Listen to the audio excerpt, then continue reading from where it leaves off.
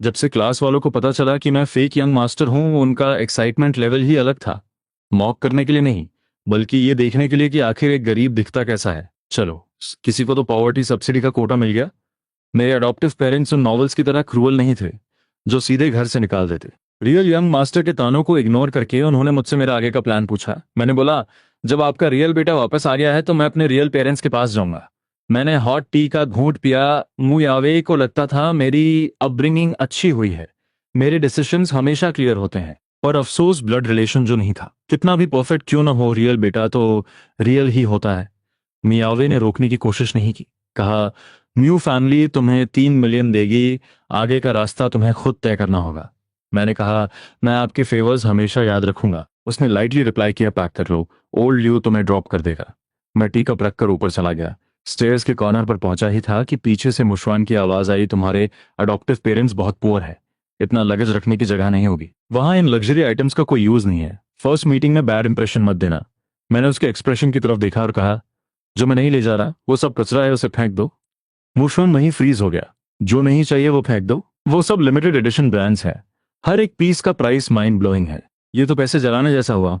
मुझे उसकी बातों पर हंसी आ गई। मैं चुपचाप ऊपर गया और अपना छोटा सा बैकपैक लिया। उसमें सिर्फ अपने आईडी डॉक्यूमेंट्स और फोन रखा, बाकी कुछ भी नहीं। बिना किसी अटैचमेंट के मैंने मूव फैमिली को छोड़ दिया।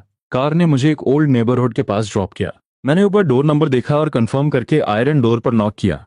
सामने खड़ी उस औरत की झुर्रियों और आंखों को देखकर मैं एक सेकंड में समझ गया कि यही मेरी बायोलॉजिकल मदर है।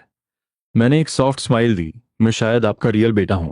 ये सुनते ही मदर ये बिल्कुल शॉक में फ्रीज हो गई। हम उस आयरन डोर के आर पार एक दूसरे को देखते रहे। मैंने पोलाइटली पूछा, क्या हम अंदर चलकर बात कर सकते हैं? मदर ये अचानक होश में आई और जल्दी से आयरन डोर खोलकर मुझे अंदर बुलाया।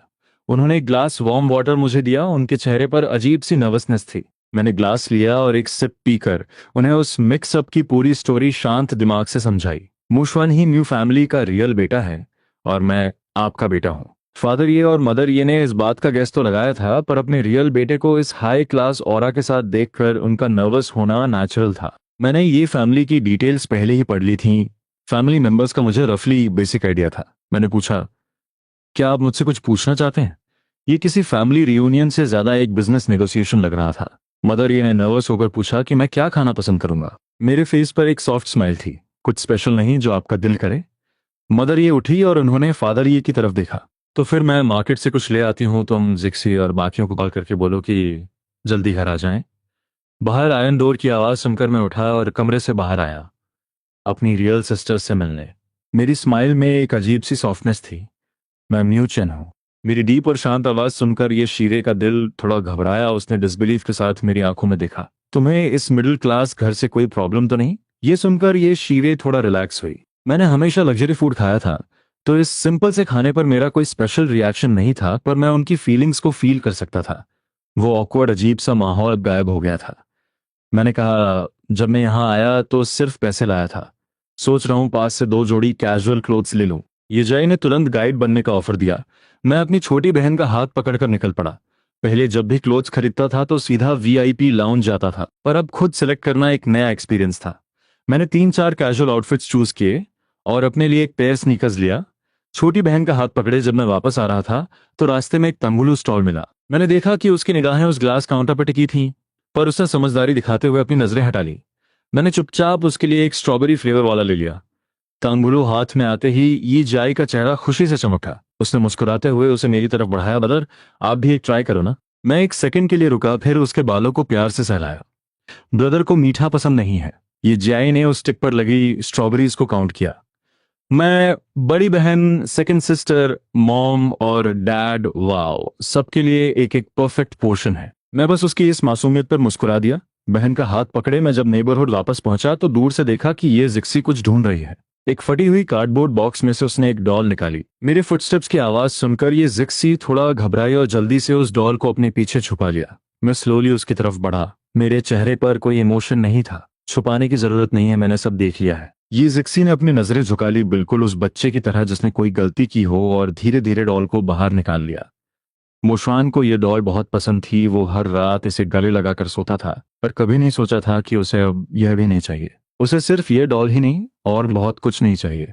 मेरा ये कैजुअल सा सेंटेंस सीधे उसके दिल पर जाकर लगा। इंसान जब पेन फील करता है तभी उसे रियलिटी दिखती है। मैंने अपने मन में एक डीप साई ली। अगर तुम्हें चाहिए तो इसे वापस ले जाओ। पर उसने एक बिटर स्माइल दी और उस डॉल को वापस बॉक्स में फेंक दिया। समर की उस रात में एक छोटा सा टेबल फैन आवाज करता हुआ चल रहा था और उस टूटे हुए विंडो की साउंड प्रूफिंग इतनी खराब थी कि बाहर की हर आवाज क्लियर आ रही थी। उस डैमेज विंडो के बाहर से नेबर्स के शोर और हंगामे की आवाज आ रही थी। मिडनाइट में मेरी आंख खुली तो बाहर लिविंग रूम से कुछ विस्परिंग की आवाज आई। ये शिवे मॉम डैड से धीरे धीरे बात कर रही थी। शायद मूचन को इस बेड की आदत नहीं है। कल रात मैंने उसे काफी देर तक साइड बदलते हुए सुना था। हमें उसके लिए एक अच्छा मैट्रेस लेना चाहिए। मेरी स्कॉलरशिप नेक्स्ट वीक आ जाएगी तो उस टाइम वो पैसे कॉम्पेंसेट कर दूंगी। उन तीनों की आवाज बहुत सॉफ्ट थी पर मेरे कानों तक हर एक वर्ड बिल्कुल क्लियर आ रहा था। सुबह जब मैं फ्रेश होकर बाहर आया तो ये शिवे और ये डैड जा चुके थे। मैंने पूछा, डैड और बड़ी बहन कहाँ गए? ये मॉम ने मुझे वार्म वाटर का ग्लास देते हुए कहा, तुम्हारी बड़ी बहन पहले ही यूनिवर्सिटी वापस चली गई। तुम्हारे डैड उसे ट्रेन स्टेशन ड्रॉप करने गए हैं और वहां से वो सीधा कैब ड्यूटी पर जाएंगे। मॉर्निंग की ट्रेन टिकट थोड़ी चीप पड़ती है ना। ये शिवे क्लियरली पैसे सेव करने की कोशिश कर रही थी। वो इंसान जो एक एक पैसा बचाकर लाइफ जीता है सिर्फ इस डर से कि कहीं मुझे इस हार्ड बेड पर प्रॉब्लम ना हो, बिना सोचे मेरे लिए एक्सपेंसिव मैट्रेस लेने को तैयार थी। मेरे दिल के किसी कोने में एक अजीब सा इमोशन ट्रिगर हो रहा था। ये जिक्सी तो सुबह ही अपनी पार्ट टाइम जॉब पर चली गई थी। तभी अचानक दरवाजे पर कुछ डिस्टरबेंस की आवाज हुई और अगले ही पल फादर ये घबराए हुए अंदर आए। मैंने पूछा, आप तो कैब ड्राइविंग पर थे ना? उन्होंने कहा, फोन का चार्जिंग केबल भूल गया था। तभी उनकी नजर मेरे बगल में खड़े उस इंसान पर गई। फादर ये को सामने खड़ी लड़की थोड़ी फेमिलियर लग रही थी। मैंने इस चांस का फायदा उठाया और इंट्रोड्यूस किया, ये मेरी फ्रेंड सुमन्यु है। मैंने इसे इनवाइट किया था ताकि घर का लेआउट चेक कर सके। फादर ये का ब्रेन एक सेकंड के लिए जीरो हो गया। उन्होंने सुमन्यु के बारे में बहुत सुन रखा था। वो इस देश की सबसे बड़ी जीनियस डिजाइनर थी जिसने इतनी छोटी एज में ढेरों अवार्ड्स जीते थे। बड़े से बड़े लोग हाई प्राइस पर उसके डिजाइन के लिए तरसते थे और उसे कोई फर्क नहीं पड़ता था। फादर ये ने घबराते हुए कहा, मैं तुम्हारा काम डिस्टर्ब नहीं करूंगा, बस डेटा केबल लूंगा और निकल जाऊंगा। उन्हें डर था कि कहीं उनकी वजह से सुमन्यु का फोकस खराब ना हो, तो वो केबल लेकर जल्दी से निकल गए। हम दोनों के बीच ज्यादा यूजलेस चैट नहीं हुई। सुमन्यु वापस अपने डिजाइन ब्लूप्रिंट्स कंप्लीट करने निकल गई। मैंने अपने डॉक्यूमेंट्स और रिक्वायर्ड पेपर्स लिए और रास्ते में उस मैनुअल वर्कशॉप की तरफ गया। वहां 8-9 औरतें कंटिन्यूअस काम में बिजी थीं, लेबल्स लगाते हुए अपनी नॉर्मल गॉसिप कर रही थीं। मैं डोर पर खड़ा होकर अंदर चिल्लाया, मॉम, मैं कुछ जरूरी काम से बाहर जा रहा हूँ। दोपहर का खाना मैं घर पर नहीं खाऊंगा। मदर ई के चेहरे पर एक वार्म और स्वीट स्माइल आई। उन्होंने कहा, ठीक है, पर रात को टाइम पर लौट आना। मार्केट के उस क्राउडेड क्रॉस रोड को क्रॉस करने के बाद रोड के साइड में एक ब्लैक मैक्लारेन पार्क थी। मैंने बिना रुकावट बैक डोर खोला और अंदर बैठ गया। मेरे बगल में जो लड़की थी उसकी वाइब बिल्कुल शांत थी। जब से उसने मुझे दूर से देखा था उसकी नजरें मुझसे एक सेकंड के लिए भी नहीं हटी थी। उसने एक सार्कास्टिक टोन में कहा, यंग मास्टर सच में बड़े क्रूअल हैं, इतनी बड़ी आफत आ गई और तुम अब बता रहे हो? मैंने लाइटली स्मर्क किया और बोला, तुम तो पहले फॉरेन में थी राइट? पहले बता भी देता तो क्या ही कर लेती। इस पर लियो रुयान ने एक मीनिंग फिल्ड आ भरी, तो आखिर प्रॉब्लम यह है कि मैंने तुम्हें कंपनी नहीं दी और तुम मुझसे नाराज बैठे हो। मुझे समझ नहीं आया कि हंसू या चुप रहूं। ये ओवर ड्रामेटिक सीईओ वाले डायलॉग्स तुमने कहां से सीखे? यंग मास्टर ने इतने टाइम से कांटेक्ट ही नहीं किया तो मैंने सोचा खुद को ही थोड़ा चीयर अप कर लूं। मैंने उसके पाम पर हल्का सा टैप किया, यहाँ अपने स्टूपिड जोक्स बंद करो। क्या तुम उस ये फैमिली की लाइफ में एडजस्ट कर पाओगे? फ्रैंकली बोलूं तो अभी इतना ईजी नहीं है। कल रात तो ठीक से नींद भी नहीं आई। मैं आराम से लियू रुयान के शोल्डर पर लीन हो गया। उसकी वो कामिंग और डीप आवाज सुनकर मेरी पूरी बॉडी इंस्टेंटली रिलैक्स फील करने लगी। मेरी आवाज धीरे धीरे लो हो रही थी। मैंने बताया, सुमन्यु को लेआउट चेक करने के लिए बुला लिया है, कल से रेनोवेशन स्टार्ट हो जाएगा। उसने स्माइल करते हुए कहा, तुम्हारा एक्शन लेवल हमेशा की तरह टॉप स्पीड पर है। वैसे अगर वहां नींद नहीं आती तो आज रात मेरे अपार्टमेंट में शिफ्ट हो जाओ। जब मेरी तरफ से कोई जवाब नहीं आया तो उसने अपना सिर झुकाकर मुझे देखा और रियलाइज किया कि मैं कंप्लीटली डीप स्लीप में जा चुका हूं। मुझे इस तरह सोता हुआ देखकर उसने कुछ नहीं कहा। अगली सुबह मदर ये के चेहरे पर एक प्यारी सी स्माइल थी। उन्होंने कहा, कल मैं किसी नई डिश की रेसिपी ट्राई करूंगी। मैंने आज नंबर 11 हाई स्कूल में कॉल किया था। अगर तुम वहां एडमिशन लेना चाहो तो मूशवान की खाली की हुई सीट तुम्हें इजीली मिल जाएगी। ये जिक्सी ने जब ये बात कही तो उसका हर एक वर्ड बड़ा कैलकुलेटेड था, जैसे उसे डर हो कि मूशवान का नाम सुनकर मैं गुस्सा हो जाऊंगा। स्कूल ट्रांसफर की बात निकली ही थी कि मदर ये ने अपनी नजरें झुका ली। हमारी फैमिली की फाइनेंशियल कंडीशन ऐसी नहीं है कि तुम शेंगवा जैसे एलीट स्कूल में कंटिन्यू कर सको। एज पेरेंट्स हम खुद को गिल्टी फील कर रहे हैं। मैं सच कहूं तो मुझे इन ये फैमिली वालों का माइंडसेट बिल्कुल समझ नहीं आता। फाइनेंशियल कंडीशन खराब है तो फील गिल्टी, घर छोटा है तो feel guilty, elite school afford नहीं कर सकते तो फील गिल्टी। पर इसमें गिल्टी होने वाली क्या बात है? लाइफ में जो भी आपको चाहिए उसके लिए खुद फाइट करना पड़ता है। दूसरों के सपोर्ट पर जिंदा रहकर आप कभी अपना लेवल अप नहीं कर सकते, फिर चाहे वो आपकी खुद की फैमिली क्यों ना हो। ये रियलिटी चेक मैंने म्यू फैमिली में रहकर ही सीखा था। ट्रांसफर के बारे में इतना सोचने के लिए थैंक्स सेकंड सिस्टर, लेकिन मैं शेंगवा में ही कंटिन्यू करूंगा। इससे पहले कि मदर ये अपनी टेंशन जाहिर करती, मैं उनका अगला थॉट समझ चुका था। मैंने अपना हाथ आगे बढ़ाकर उन्हें चुप कराया। शेंगवा हाई स्कूल में फर्स्ट रैंक लाने पर फुल ट्यूशन फी वेव हो जाती है, इसलिए आप लोगों को मेरे सामने गिल्टी फील करने की कोई जरूरत नहीं है। मुझे लाइफ में जिस चीज की दरकार होगी मैं खुद उसे अचीव कर लूंगा। ये मेरा पर्सनल करियर और मेरे सपने हैं, इनका बोझ आप लोगों को उठाने की कोई जरूरत नहीं। ये बातें सुनकर मदर ये की आंखें थोड़ी लाल हो गईं। उनकी आंखों में आंसू थे जो बस गिरने वाले थे, पर उन्होंने किसी तरह खुद को कंट्रोल किया और एक डीप रिलीव्ड स्माइल दी। ये जिक्सी ने भी अपने बिखरे हुए इमोशंस को संभाला और अपने चेहरे पर वही सूदिंग और वार्म स्माइल ले आई। उसने कहा, अगर तुम वहां अपनी जगह बना सकते हो तो हम तुम्हारे इस डिसीजन को जरूर सपोर्ट करेंगे। वैसे भी शेंगहुआ और हमारा स्कूल ज्यादा दूर नहीं है। अब से स्कूल के बाद मैं तुम्हें पिक करने आ जाया करूंगी। डिनर के बाद ये जिक्सी किचन में चली गई और मैं अपने कमरे में आकर होमवर्क कंप्लीट करने लगा। अगली सुबह ब्रेकफास्ट के बाद पूरी फैमिली अपने काम और स्कूल जाने के लिए रेडी थी। मैंने कल रात ही लियो रुयन को एक ड्राइवर अरेंज करने का ऑर्डर दिया था और एक आलीशान कार रोड के उस कॉर्नर पर हमारा वेट कर रही थी। मदर ये को बाय बोलने के बाद हम तीनों स्ट्रीट की तरफ बढ़े। ये जिक्सी की नजरें जब उस वीआईपी गाड़ी पर पड़ी तो वहीं जम गई। मैंने उस लग्जरी गाड़ी के टोयोटा लोगो पर एक शार्प नजर डाली। मैंने लियू रुयान को सबसे सस्ती गाड़ी भेजने को कहा था, पर किसे पता था कि वो लेटेस्ट एल्फर भेज देगी। उसके लेवल के हिसाब से ये सस्ती थी, पर हमारी ये फैमिली की उस पुरानी सेकंड हैंड कार के कंपैरिजन में ये कार आसमान छूती लग रही थी। उसने घबराते हुए पूछा, क्या ये तुम्हारे फ्रेंड की कार है? ये जिक्सी को अपनी आंखों पर यकीन नहीं हो रहा था। मू फैमिली छोड़ने के बाद भी मेरे पास ऐसी हाई लेवल सर्विस कैसे आ सकती है? क्या मैं सच में मू फैमिली का यंग मास्टर हूँ? मैं बिल्कुल काम एंड फोकस में था, जीरो पैनिक, बस अंदर ही अंदर लियो रुयन की इस ओवर एक्टिंग से इरिटेट हो रहा था। ये जय शांति से बैक सीट पर बैठ चुकी थी। मैंने कहा, सेकंड सिस्टर, अपनी पार्ट टाइम जॉब की लोकेशन सेंड करो। तब जाकर ये जिक्सी को रियलिटी का होश आया। ड्राइवर ने स्मूथ कंट्रोल के साथ कार को स्टार्ट किया। मैंने अपने फोन पर वी चैट खोला और सीधे लियो रुयान को मैसेज पंच किया, सच बता, ये नई गाड़ी तूने अभी खरीदी है ना?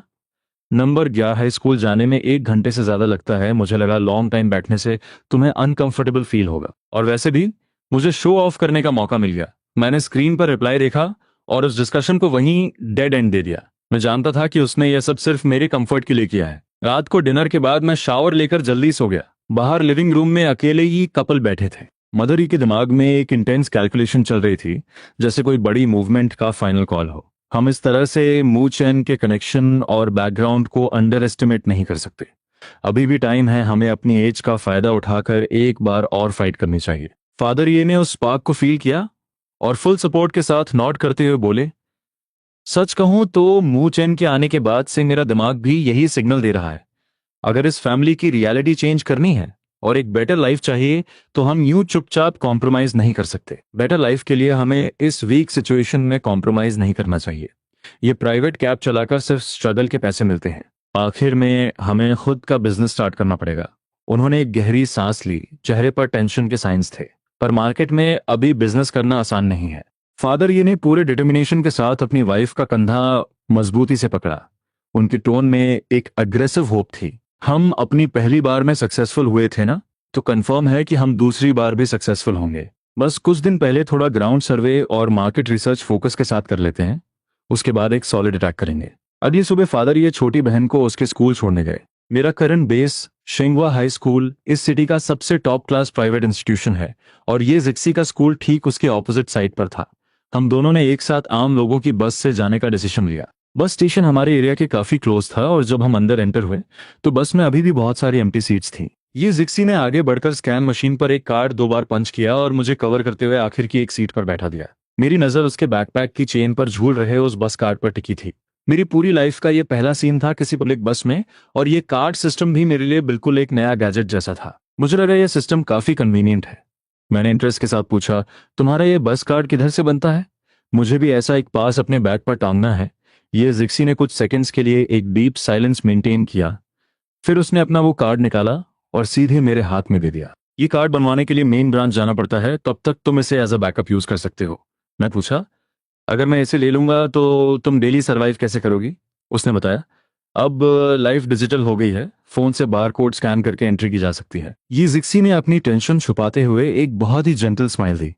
वो समझ गई थी कि मेरी क्यूरियोसिटी इस लोकल कार्ड में अटकी हुई थी, तो उसने बिना आर्गुमेंट के चुपचाप मुझे यहाँ पकड़ा दिया। मैंने बिना सोचे इसे अपने बैकपैक पर फिट कर लिया। अब अगले हर स्टॉप पर भीड़ बढ़ने लगी थी। ये वो टाइम था जब स्टूडेंट्स और वर्कर्स के साथ साथ मार्केट में अंडे लूटने वाले बुजुर्ग लोगों की एंट्री होती है। भीड़ बढ़ने लगी और अचानक से बस का कैबिन क्राउडेड हो गया। एयर फ्लो बिल्कुल रुक गया था और पसीने की वो खराब बदबू पूरी हवा में भरी हुई थी। पुराना मुशवन इस गंदगी और क्राउडिंग से सख्त नफरत करता था। वो पब्लिक ट्रांसपोर्ट को अपने लेवल से नीचे मानता था। ये जिक्सी ने धीरे से अपनी आंखें घुमाकर मेरी कोल्ड वाइट स्किन पर एक नजर डाली। मैं इन सबके बीच किसी बॉस की तरह शांति से विंडो के पास बैठा था। बाहर की हवा मेरे बालों से टकरा रही थी और मेरी ब्राइट आंखें एक बच्चे की तरह इस रियलिटी को क्यूरियस होकर देख रही थी। ये जिक्सी को पहली बार यह फील हुआ कि ये ओवरली मैच्योर दिखने वाला उसका भाई असल में एक क्यूट साइड भी रखता है। इन बस ड्राइवर्स का कंट्रोल हमेशा रफ और तेज होता है, स्टूडेंट्स का टाइम वेस्ट ना हो, इसलिए ड्राइवर ने सिर्फ 40 मिनट में हमें हमारी लोकेशन पर पहुंचा दिया। स्टेशन ठीक उस नंबर 11 स्कूल के गेट के पास था और अब ये जिक्सी मुझे डायरेक्टली मेरे गेट तक एस्कॉर्ट करने पर अड़ गई थी। टाइम अभी हमारे हाथ में था तो हम बिल्कुल चिल मोड में आगे बढ़ रहे थे। उस रोड पर एक के बाद एक हाई स्पीड लग्जरी कार्स हमारे पास से निकली। कुछ गाड़ियों के विंडो मिरर नीचे हुए और लोग चिल्लाकर मुझे ग्रीट कर रहे थे। ये नज़ारा देखकर ये जिक्सी के दिल का डर बिल्कुल क्लियर हो गया था। उसे पहले टेंशन थी कि मेरे रियल स्टेटस को जानने के बाद कहीं बाकी लोग मुझ पर गैंग अप ना कर लें। शेंगवा हाई स्कूल के ग्रैंड गेट तक पहुंचते पहुंचते ये जिक्सी की हिम्मत आगे बढ़ने की नहीं हुई। उसने कहा, आफ्टरनून स्कूल के बाद मैं यहीं से तुम्हारा पिकअप करूंगी। उसके ऑकवर्ड हेजिटेशन को समझकर मैंने एक कैजुअल स्माइल दी और नॉड करते हुए अग्री किया। तभी एक बुलेट की तरह एक टॉल फिगर मेरी तरफ दौड़ता हुआ आया। एक स्ट्रांग और एंथुजियास्टिक हक की वजह से मेरा बैलेंस थोड़ा हिल गया। लिन जियाजुन ने मेरे शोल्डर्स को किसी पत्थर की तरह कस के पकड़ा हुआ था, लेकिन उसकी नजरें ठीक मेरी सेकंड सिस्टर पर टिकी थी। मैं हैरान रह गया। मैंने अपनी आवाज बदलकर फेक कॉफ करते हुए एक वार्निंग सिग्नल दिया। तब जाके कहीं लिन जियाजुन का शॉक टूटा और वो रियलिटी में वापस आया। ये फैमिली की सेकंड डॉटर को पहचानते ही उसने फौरन सीधे खड़े होकर अपने कपड़े ठीक किए। मैं मूचेन का क्लासमेट लिन जियाजुन हूँ और अब इसका पर्सनल बॉडीगार्ड भी। मैंने कंफ्यूज होकर अपना सिर झुकाया और पूछा, तुम्हें ये बॉडीगार्ड की आइडेंटिटी कब मिली? लिन जियाजुन ने मेरे कान में फुसफुसाया, ये मिस लियू का स्पेशल ऑर्डर है। उन्हें डर था कि तुम्हारे फेक यंग मास्टर वाले स्टेटस की वजह से कोई तुम्हें बुली ना करे। ये कहकर वो वापस स्ट्रेट खड़ा हुआ, मेरे कंधे पर हाथ रखा और ये जिक्सी को स्माइल करते हुए गारंटी दी, सेकंड सिस्टर आप 100% रिलैक्स रहिए। मैं ताइक्वांडो का ब्लैक बेल्ट चैंपियन हूँ। किसी में इतनी हिम्मत नहीं जो मूचेन के एक बाल को भी छू सके। ये जिक्सी ने उस चीयरफुल लड़के को देखा और उसके चेहरे पर एक वार्म स्माइल आ गई। तो फिर मूचेन की केयर करने के लिए थैंक यू। लिन जियाजुन एकदम से ब्लश करने लगा और अपने हाथ हिलाते हुए बोला, सेकंड सिस्टर आप जल्दी स्कूल वापस क्लास के लिए जाइए, मैं भी क्लास जा रहा हूँ। मैंने ये जिक्सी को जाते हुए देखा जब तक कि वो आंखों से ओझल नहीं हो गई। लिन जियाजुन अभी भी फैन बॉय की तरह बिहेव कर रहा था। तुम्हारी सेकंड सिस्टर का कोई बॉयफ्रेंड है क्या? क्या उन्हें मेरा तुम्हारा ब्रदर इन लॉ बनना पसंद आएगा? मैंने हेल्पलेस होकर एक गहरी सांस ली और अपनी रिस्ट वॉच देखी। बेल बजने में बस 15 मिनट बाकी हैं और मैं तुम्हारे चक्कर में लेट नहीं होना चाहता। मैंने क्लासरूम की तरफ अपने स्टेप्स फास्ट किए। लिन जियाजुन जल्दी से मेरे पीछे आया। मैंने सुना है ये फैमिली बैंकरप्ट हो चुकी है और उन पर बहुत डेट है। अब तुम लोग एक पुरानी बिल्डिंग में शिफ्ट हो गए हो, क्या तुम उस जगह एडजस्ट कर पाओगे? एक प्लान है, क्यों ना मैं तुम्हें अपना छोटा विला गिफ्ट कर दूं, साथ में एक पर्सनल ड्राइवर और नैनी भी दे दूंगा। मैंने कहा, अगर मुझे सच में शिफ्ट होना पड़ा तो ये ऑफर देने की टर्न तुम्हारी नहीं आएगी। ये सुनकर लिन जियाजुन थोड़ा अपसेट हो गया। अगर मिस लियू तुम्हें गिफ्ट्स दे सकती हैं तो मैं क्यों नहीं? मैं तो तुम्हारा बेस्ट ब्रदर हूं। उसने मेरे आर्म को कस के पकड़ लिया और चिपक गया। मैं हेल्पलेस था पर मुझे हंसी भी आ रही थी। इन लोगों को चैरिटी करने का शौक कब से चढ़ गया? जरा सी बात पर लग्जरी कार्स और विलास गिफ्ट कर रहे हैं, साथ में ड्राइवर और नैनी का पैकेज भी। ऐसा फील करवा रहे हैं जैसे न्यू फैमिली छोड़ने के बाद। बातों ही बातों में हम क्लासरूम के डोर तक पहुंच गए। जैसे ही हमने क्लास में एंट्री ली, पूरी नॉइजी क्लास अचानक पिन ड्रॉप साइलेंट हो गई। सबके सब ब्लैंक एक्सप्रेशंस के साथ मुझे घूर रहे थे। क्या मेरा चेहरा डिसफिगर हो गया है? तुम सब ऐसे देख रहे हो जैसे कोई भूत देख लिया हो। मेरा ये कैजुअल मजाक सुनकर सबने रिलैक्स फील किया और जोर से हंसने लगे। कौन सा प्लास्टिक सर्जरी हॉस्पिटल तुम्हारे फेस को टच करने की हिम्मत करेगा? एक ने पूछा, क्या वो बात सच है? लगता है तुम सबको ऑलरेडी पता चल चुका है। मैं कामली अपनी सीट पर गया और बैठ गया। शनमिंगशी ने मुझे देखा, जल्दी से अपनी चेयर सरकाकर मेरे पास आया और धीमी आवाज में बोला, हमारे सर्कल की न्यूज आग की तरह फैलती है। मेरे नाम पर एक एम्प्टी घर पड़ा है। तुम्हारे करंट घर से तो बेटर ही होगा ना, तुम वहां आकर शिफ्ट हो जाओ। इससे पहले कि मैं रिफ्यूज करता, लिन जजुन ने उसके कंधे पर एक थप्पड़ मारा। इसने तो मेरा विला तक रिजेक्ट कर दिया। शनमिंशी ने मुंह बनाया, वो इस ओवर पावर्ड लड़के से फाइट नहीं कर सकता था। सब लोग मिलकर शोर मचाते हुए मजाक कर रहे थे। उन्हें पता ही नहीं चला कि होमरूम टीचर सोशुए में कब क्लास में आ गई, कौन से नेशनल सीक्रेट डिस्कस हो रहे हैं इतनी एनर्जी के साथ।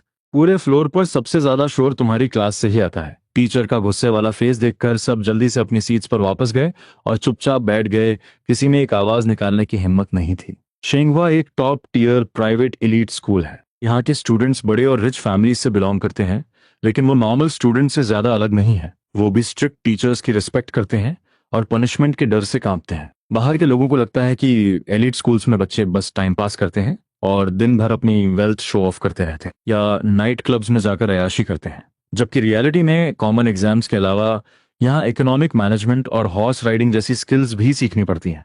शेंगवा फाउंडर एक टॉप टायर अथॉरिटी फिगर है, जहाँ स्टूडेंट्स के कैरेक्टर कंट्रोल पर स्ट्रिक्ट रूल्स हैं। अगर किसी ने टीचर को डिसरिस्पेक्ट किया तो उसकी पनिशमेंट बहुत सीवियर होती है। ना सिर्फ स्टूडेंट को पनिश किया जाता है, बल्कि उनके फैमिली बिजनेस पर भी इफेक्ट पड़ता है। स्कूल का फर्स्ट डे है, इसलिए मैं छोड़ रही हूँ। ये तुम्हारा लास्ट ईयर है, तो थोड़ा स्मार्ट बनो और कोई ट्रबल क्रिएट मत करना, समझ गए? सब स्टूडेंट्स ने एक आवाज में चिल्लाकर कहा, यस मैम। इस नए सेमेस्टर में हमारी क्लास में एक नया स्टूडेंट ट्रांसफर हुआ है, मुशवन। सब इसका वेलकम करें। सब ने एक अजीब से सस्पेंस के साथ तालियां बजाईं। कुछ दिनों की हाई इंटेंसिटी एटिकेट ट्रेनिंग के बाद मुशवन के अंदर फाइनली एक यंग मास्टर वाला एटीट्यूड झलक रहा था। उसने एक परफेक्ट स्माइल दी और कामली खुद को इंट्रोड्यूस किया, मैं मुशवन हूँ। बचपन में एक एक्सीडेंट की वजह से मैं बदल गया था। अब फाइनली मुझे मेरे रियल पेरेंट्स मिल गए हैं। मैं होप करता हूँ कि इस आने वाले साल में मैं आप सबके साथ अच्छी तरह कनेक्ट कर पाऊँ। मुशवन ने एक कस्टम मेड कैजुअल सूट पहना था और अपने चेहरे पर एक जेंटल और एलिगेंट लुक मेंटेन किया हुआ था। अगर ये इसका पुराना स्कूल होता तो शायद वहां मू फैमिली के यंग मास्टर का टैग देखकर सब उसके पीछे भागते। पर बदकिस्मती से ये शेंगुआ है, जहां हर एक स्टूडेंट किसी पावर या इन्फ्लुएंस से जुड़ा है। उसका ये फेक ड्रामा यहाँ किसी के सामने नहीं चलने वाला था। उसकी बात खत्म होते ही क्लास में एक डेड साइलेंस छा गया। उसका ये प्रिटेंशियस एटीट्यूड देखकर शनमिंशी इरिटेट हो गया। उसने केयरलेसली एक सार्कास्टिक कमेंट पास किया, मू फैमिली का ट्रू यंग मास्टर तो वाकई एक्स्ट्रॉर्डनरी है। जैसे ही उसने मू फैमिली में एंट्री मारी, उसने फौरन मू चैन को घर से बाहर निकाल फेंका। यह सुनकर मू श्वन की आंखें अचानक वाइब्रेट हुईं। अपने इनोसेंट और विक्टिम वाले व्हाइट लोटस पर्सोना में आते हुए उसने अपनी पलकें झुकाई जैसे किसी बहुत डीप कॉन्फ्लिक्ट में हो। मैंने सोचा था कि जिन अडॉप्टिव पेरेंट्स ने उसे 17 साल तक रेज किया है वो उन्हें छोड़कर नहीं जाएगा। पर मुझे उम्मीद नहीं थी कि वो डैड से सीधा 3 मिलियन मांगकर वहां से चला जाएगा बिना एक बार पीछे मुड़े। मुझे वाकई समझ नहीं आता मेरा बड़ा भाई इतना हार्टलेस कैसे हो सकता है। तुम इतने घटिया कैसे हो सकते हो? एक गुस्से भरी आवाज ने उस शांत क्लासरूम की साइलेंस तोड़ दी। मुशवन ने घबराकर पीछे मुड़कर देखा तो सामने लिन जाजुन अपनी आंखों में गुस्सा लिए खड़ा था और उसके पास बैठा मैं हल्के से मुस्कुरा रहा था। होमरूम टीचर जू शुए ने गुस्से से फ्राउन किया और डेस्क पर हाथ मारकर खड़े हुए लिन जाजुन को देखा, चुपचाप अपनी सीट पर बैठ जाओ। मुशवन ने अपने फेस पर आई उस विक्ट्री वाली स्माइल को छुपाया और अपने कपड़े के किनारे को कसकर पकड़ लिया, बिल्कुल किसी बेचारे विक्टिम की तरह। अडॉप्टिव पेरेंट्स की फाइनेंशियल कंडीशन ठीक नहीं है। भाई का लग्जरी लाइफस्टाइल अचानक चेंज हुआ है, इसलिए उनका मुझ पर गुस्सा होना नॉर्मल है। जो शुइमे ने मुशवन की बकवास पर ध्यान नहीं दिया। ये एक स्ट्रिक्ट डिसिप्लिन वाला स्कूल है और स्टूडेंट्स के वर्ड्स और एक्शंस को कंट्रोल करना उसकी रिस्पॉन्सिबिलिटी है। शेंगवा के स्टूडेंट्स फ्यूचर में इंडस्ट्री के पिलर्स बनेंगे, तो यहाँ पढ़ाने वाले टीचर्स भला ऑर्डिनरी कैसे हो सकते हैं? मुशवान की सस्ती ट्रिक जो शुमे की नजरों से छुपी नहीं थी, बस उनके पास इन चीजों पर टाइम वेस्ट करने का मूड नहीं था। मैं तुम्हें एक वार्निंग दे रही हूँ, शेंगवा तुम्हारे फालतू ड्रामा प्ले करने की जगह नहीं है। और हाँ, कल से क्लास में स्कूल यूनिफॉर्म पहन कर आना। क्लास में बैठे स्टूडेंट्स के बीच मॉकिंग हंसी गूंज उठी। मुशवन ने ऑकवर्ड फील करते हुए अपना सिर हिलाया और जल्दी से पोडियम से उतरकर एक एम्प्टी सीट पर बैठ गया। क्लासरूम में एक एक्साइटमेंट थी, सब ईगरली गॉसिप कर रहे थे। मुशवन यहाँ वहां देख रहा था, सभी क्लासमेट्स बिजनेस और इन्वेस्टमेंट्स की बातें कर रहे थे, पर उसके पास बोलने के लिए कोई नॉलेज नहीं थी। वो वहां पूरी तरह आउट ऑफ प्लेस फील कर रहा था। अंत में मेरी नजर भीड़ के बीच गई, उसके बैग पर क्या लटक रहा है। पुराना यंग मास्टर अब बर्बाद हो गया है, स्कूल जाने के लिए बस में धक्के खा रहा है। स्कूल की फ्री स्कॉलरशिप वाली स्कीम अब काम आ रही है। तुमने याद नहीं दिलाया तो मैं भूल ही गया था। स्कॉलरशिप और गरीब स्टूडेंट्स का कोटा सब चंद रो के लिए अरेंज कर दिया गया है।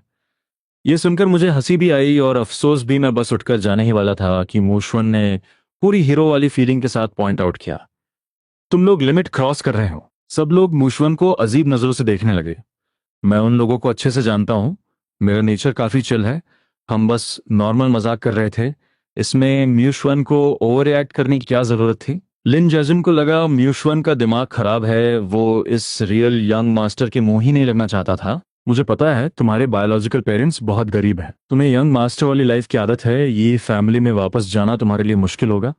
मैं मॉम डैड से रिक्वेस्ट कर सकता हूँ, तुम बस अच्छे से माफी मांग लो, वो पक्का तुम्हें वापस बुला लेंगे। मूशवन ऐसे एक्ट कर रहा था जैसे उसे मेरी बहुत फिक्र हो। लोगों को लगता है कि वो बहुत इनोसेंट और काइंड है और मैं ये फेक यंग मास्टर बहुत एहसान फरामोश हूँ। लेकिन अचानक वहां सन्नाटा छा गया, सब तमाशा देखने लगे। लोग मूशवन को ऐसे घूर रहे थे जैसे कोई एलियन देख लिया हो। कुछ देर बाद लिन जाजन ने मेरी तरफ देखा और कंफ्यूजन में पूछा, क्या ऐसे ऑकवर्ड फील नहीं हो रहा?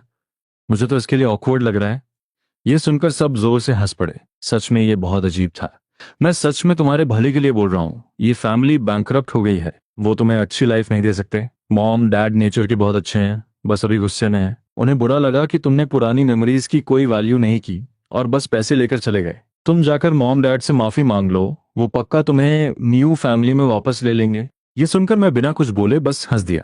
मूव फैमिली में पूरे 17 साल बिताने के बाद मैं उन दोनों को मूव श्वन से बेहतर जानता हूँ। वो अपने बायोलॉजिकल बेटे की केयर नहीं करते, तो मैं तो बस एक अडॉप्टेड बेटा हूँ। सुमन्यु मेरे लिए रूम डिजाइन कर रही है। मैंने तो ऐसा कुछ नहीं सुना। मैंने स्मर्क किया। मुश्वन ने अपनी नजरें झुकाई और शाय होकर स्माइल किया। मैंने भी उनसे कहा था कि इसकी कोई जरूरत नहीं, पर उनका कहना था कि उन्होंने मुझे बहुत सफर करवाया है, इसलिए वो मुझे अच्छे से कॉम्पनसेट करना चाहते हैं। वो जिद कर रहे हैं कि बेस्ट डिजाइनर को बुलाकर सब कुछ मेरे टेस्ट के हिसाब से रेनोवेट करवाएं। मैंने अपना फोन टेबल पर रखा और स्पीकर ऑन कर दिया। बहुत गहरा खेल खेल रहा है। फोन से एक जोरदार और गुस्से वाली आवाज आई, सब बकवास है। मैंने कब कहा कि मैं तुम्हारे लिए डिजाइन करूंगी? मूशवान, राइट? कल फोन पर ही मैंने उसे दफा होने को कह दिया था। क्या उसे बात समझ नहीं आती या दिमाग खराब है? खुद को न्यू फैमिली का यंग मास्टर बता रहा था। सोच रहा था कि पैसे देकर मेरा मुंह बंद कर देगा और काम करवा लेगा। ऊपर से मुझे धमकी दी कि मैं न्यू फैमिली से पंगा नहीं ले सकती, जिसे पड़ी है उसके घटिया पैसों की। मुझे कोई फर्क नहीं पड़ता कि वो मूव फैमिली है या हाई फैमिली, उसकी औकात क्या है जो मुझे ऑर्डर्स दे रहा है? हर जगह फेक न्यूज फैलाकर मेरी वैल्यू गिरा रहा है। क्या वो इस लॉस की भरपाई कर पाएगा? फोन पर आवाज काफी एग्रेसिव थी। लिन जाजुम ने तुरंत कॉल डिस्कनेक्ट किया और मेरी तरफ देखकर मजे लेते हुए आईब्रोज रेज की। मैंने हंसते हुए थम्स अप दिया। यहाँ मौजूद हर इंसान बहुत स्मार्ट है। सर्कल के इन हम उम्र लोगों के बीच सब एक दूसरे का माइंड अच्छे से पढ़ते हैं। शेंगवा में लोग सिर्फ पढ़ाई करने नहीं आते, बल्कि हाई क्वालिटी कनेक्शंस बनाने आते हैं। फ्यूचर में इन्हीं लोगों के साथ बिजनेस डील्स करनी होगी। वैल्यूएबल लोगों के साथ अच्छा नेटवर्क बनाना फ्यूचर में फैमिली बिजनेस संभालने के लिए बहुत जरूरी है। कौन रियल है और कौन फेक, इससे उन्हें कोई फर्क नहीं पड़ता। सबसे इंपॉर्टेंट यह है कि उस इंसान की वैल्यू क्या है। जो लोग टॉप रैंक्स में हैं वो फ्यूचर में पक्का बड़े लेवल पर होंगे। ये कॉन्टैक्ट्स बनाने का बेस्ट चांस है।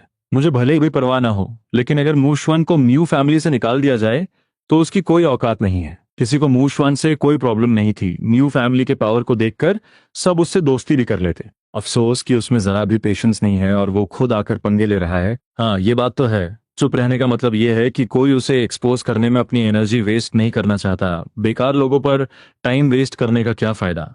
लेकिन अगर मूशवन बार बार आकर ऐसे ही ड्रामा करेगा तो फिर किसी को रूथलेस होने से कोई रोक नहीं सकता। माहौल अचानक से हेवी और ऑकवर्ड हो गया। मूशवन का चेहरा पीला पड़ गया, उसकी आंखों में आंसू भर आए। वो बहुत हेल्पलेस और बेचारा लग रहा था। अगर कोई मुझे सपोर्ट करने के लिए आगे आ सकता है तो जाहिर सी बात है किसी को मुझसे प्रॉब्लम भी होगी। लिन जीन अचानक से हीरो बनते हुए खड़ा हुआ। तुम लोग हद पार कर रहे हो। किसी को ऐसे बेवकूफ बनाने में मजा आता है क्या? मूशवन को बस तुम्हारी फिक्र है। ये फैमिली बैंकरप्ट हो गई है। वो बस तुम्हारी हेल्प करना चाहता था। कि तुम लोगों को उसे इस तरह आइसोलेट करना जरूरी है? सब लोग बिना कुछ कहे उसे देखने लगे। लिन जीन के दिमाग में क्या चल रहा था ये सबको अच्छे से पता था। लिन जीन बाहर से भले ही गुस्से में लग रहा था, लेकिन अंदर से वो बहुत खुश था। आखिरकार मैंने हर जगह उसे पीछे जो छोड़ रखा था, अब जब ये फैमिली बैंकरप्ट हो चुकी है तो उसे आखिरकार मुझे नीचा दिखाने का मौका मिल गया है। इसलिए उसने एटीट्यूड दिखाना और हीरो बनना शुरू कर दिया। इस मौके का फायदा उठाकर वो न्यू फैमिली के रियल यंग मास्टर के साथ दोस्ती भी कर सकता है। एक तीर से दो निशाने। मूशवन ने हैरानी से ऊपर देखा। अपने चेहरे की एम्बैरेसमेंट को छुपाने की कोशिश करते हुए उसने लिन जीन को ग्रेटिट्यूड भरी नजर से देखा। लिन जीन ने भी उसे एक जेंटल स्माइल दी। उसकी आंखों में थोड़ी हमदर्दी दिख रही थी, जैसे वो सच में मूशवन को अपना दोस्त मानता हो। तभी क्लासरूम के दरवाजे पर नॉक हुआ। सबने एक साथ मुड़कर देखा। दरवाजे पर लियो रुयन फाइल्स ले खड़ी थी। अंदर इतनी रौनक क्यों है? लिनजीन अभी भी अपने ऑकवर्ड पोज में खड़ा था, लेकिन लियो रुयन ने उसकी तरफ एक नजर भी नहीं देखी। वो सीधा अंदर आई। मैं बस यंग मास्टर को कुछ देने आई हूँ। उसने भले ही इतनी नॉर्मल बात कही थी, लेकिन लिनजीन की अब कुछ बोलने की हिम्मत कहाँ थी। क्लास के सारे स्टूडेंट्स अपनी फैमिलीज के फ्यूचर एयर्स हैं, लेकिन उनके सामने खड़ी ये लियो रुयान, ये पहले से ही उनके फादर्स के लेवल पर खड़ी है। मुशवन ने चुपके से इस न्यू कमर को स्कैन किया। लड़की ने सिंपल और क्लीन कपड़े पहने थे, फेयर स्किन, स्टनिंग चेहरा, और उसका ऑरा बिल्कुल अलग था। उसने अपनी रिस्ट पर एक डार्क रेड बोधी ब्रेसलेट पहना हुआ था। जब वो उसके पास से गुजरी तो उसे हल्की सी कैमोमाइल की फ्रेग्रेंस भी आई। मूशवन अंदर से पूरी तरह शॉक में था। पहले ये फैमिली की बेटी की ब्यूटी के चर्चे थे, लेकिन इस लड़की को देखकर उसे लगा कि ये जिक्सीज के सामने कुछ भी नहीं है। बस इतने सिंपल कपड़े पहने हैं, ज्यादा से ज्यादा कोई एरन रनर हुई जो चीजें डिलीवर करने आई है। मूशवन को जरा भी आइडिया नहीं था कि लियो रुयन ने जो कपड़े और लो की एक्सेसरीज पहनी है, खासकर वो बोधी ब्रेसलेट, उसकी कीमत बिन्हाई में एक लग्जरी विला के बराबर है। शेन मिंशी ने मजाक में कहा, ऐसा क्या है जो लियो सिस्टर को खुद चलकर आना पड़ा? लियो रुयन की नजरें सीधे मुझ पर आकर रुक गईं। उसकी आंखों में मेरे लिए साफ फेवरेटिज्म झलक रहा था, जिसे उसने बिल्कुल हाइड नहीं किया। मैं तो यंग मास्टर की पर्सनल असिस्टेंट हूँ, एक पत्ता भी हो तो खुद हाथों में देना पड़ता है।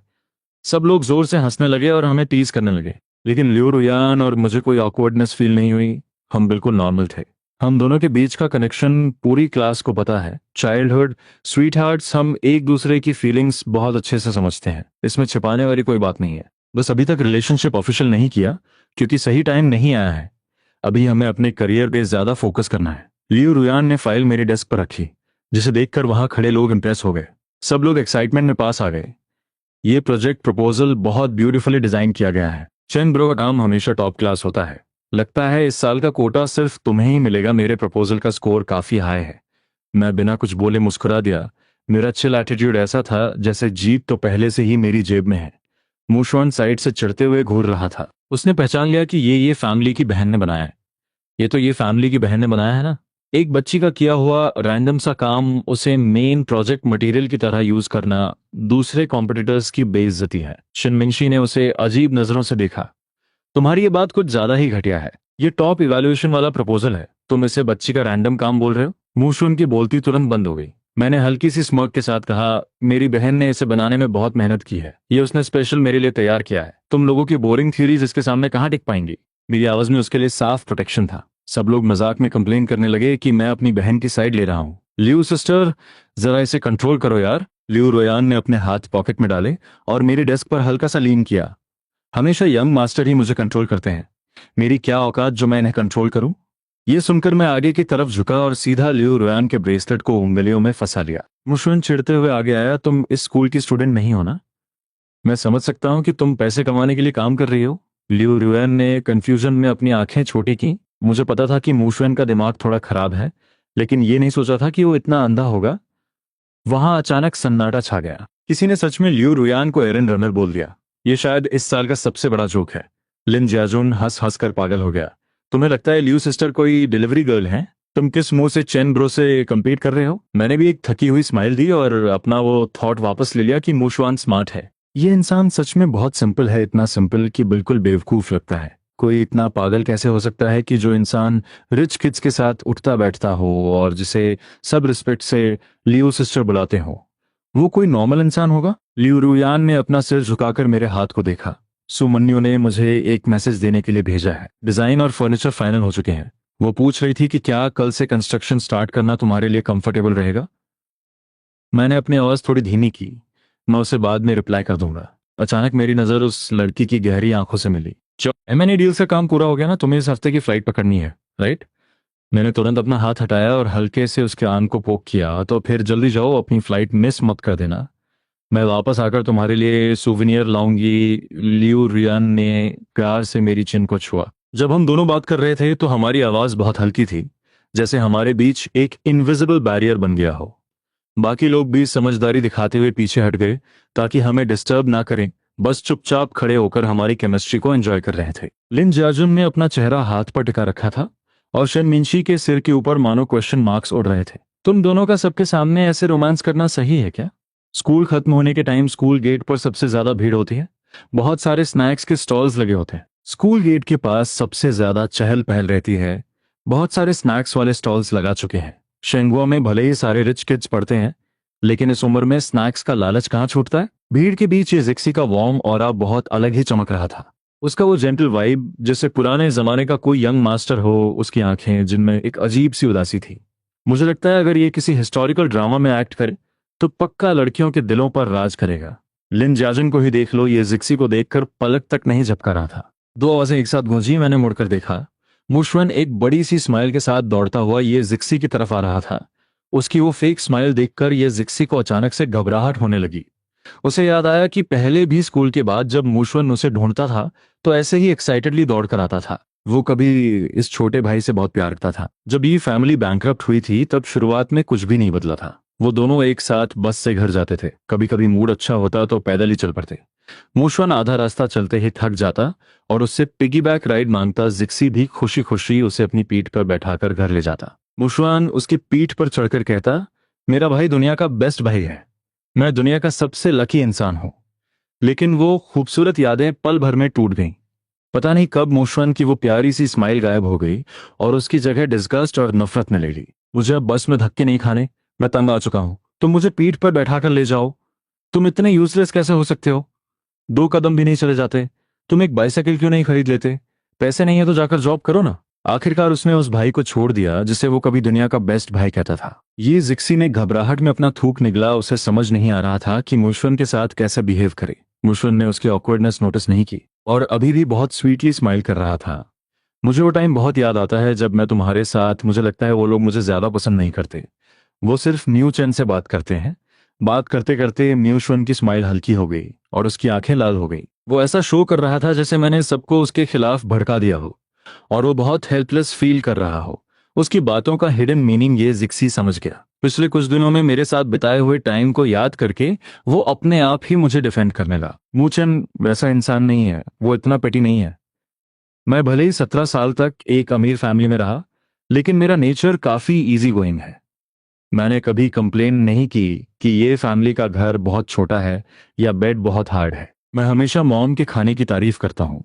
अपनी छोटी बहन के लिए कैंडीज खरीदता हूँ, फैमिली की नीड्स का ध्यान रखता हूँ और उनकी हेल्प करता हूँ। मैंने सच में बहुत अच्छे से बिहेव किया है। इतना कि जिक्सी को खुद गिल्टी फील होने लगा है कि वो बड़े भाई के तौर पर मेरी कोई हेल्प नहीं कर पा रहा, उल्टा मुझे ही सबका ध्यान रखना पड़ रहा है।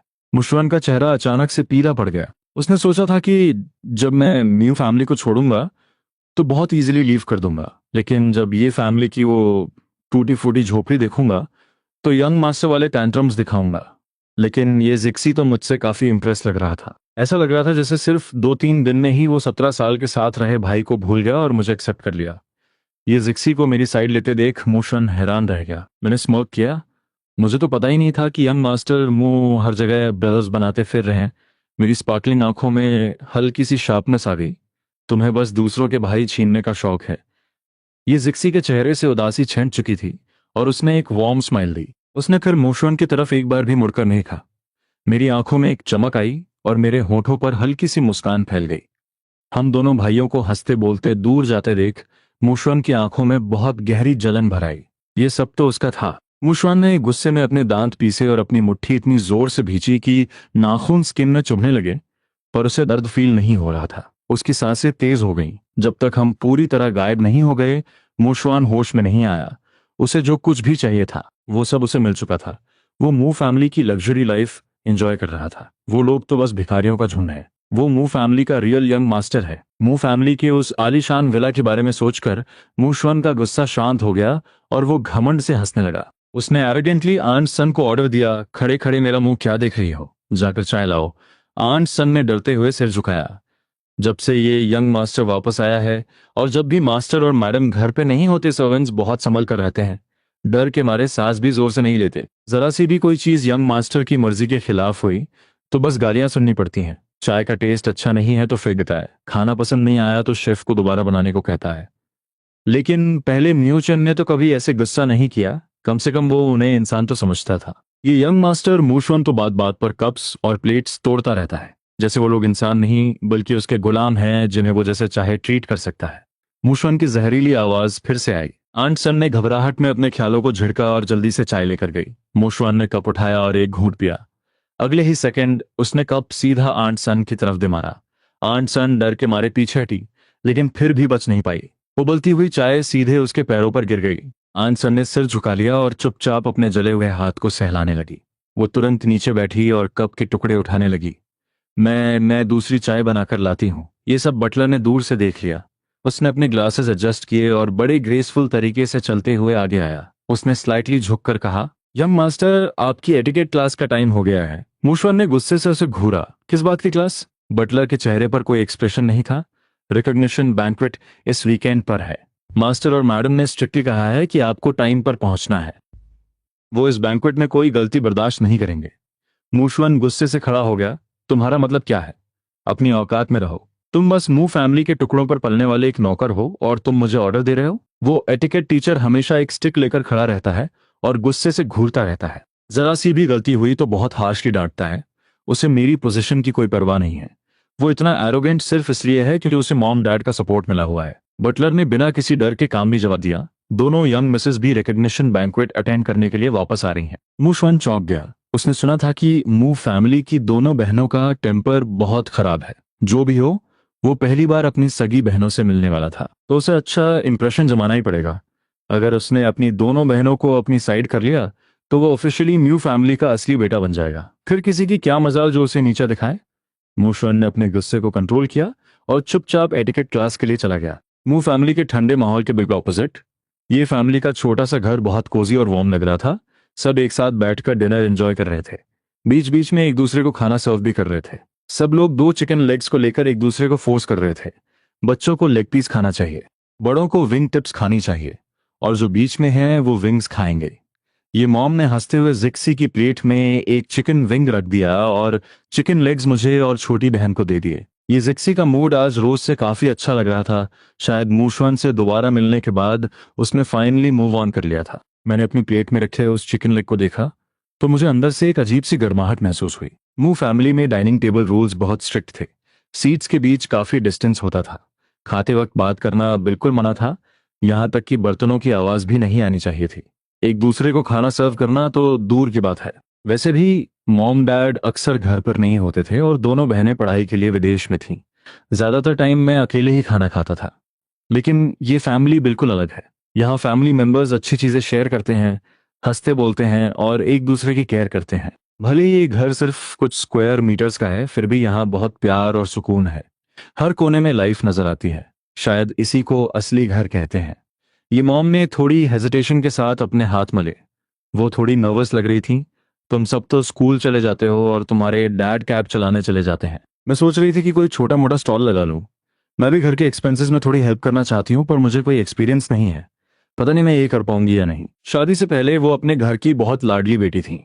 कभी कभार छोटे मोटे घर के काम कर लेती थी, बाकी किसी चीज की फिक्र नहीं होती थी। जब उनकी शादी ये डैड से हुई तब उनका बिजनेस काफी अच्छा चल रहा था, तो वो आराम से हाउसवाइफ बनकर रहीं। उन्होंने कभी पैसे कमाने के लिए बाहर काम नहीं किया। ये फैमिली के बैंकरप्ट होने के बाद वो भी जॉब ढूंढना चाहती थी।